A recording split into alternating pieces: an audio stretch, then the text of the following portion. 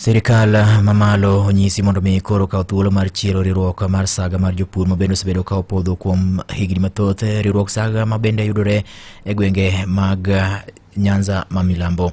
Ma en kwayo bende nokete gi jopur kachiel kod johal moko e gwenge makono mabende notele kod jakom margi Evans Otieno kod jagoro Leonardo Kumu, maduto ne owacho ni riwruok mar sagano ne okonyo mokalo e dongo sekta mar niang' makoro dwaro ni timo mondo mi kaber to chiere mondo mi okony oganda mawuok e gwenge makono. Okumu ne owacho ni riwruok mar sagano osebedo ka opodho kuom kinde malach, makoro en thuolo ma sirikal onego bed ni koro chiere mondo mi jodak e gwenge makono oyud kaka nyalo konyore kode kendo ting' malo sekta mar pur niang'.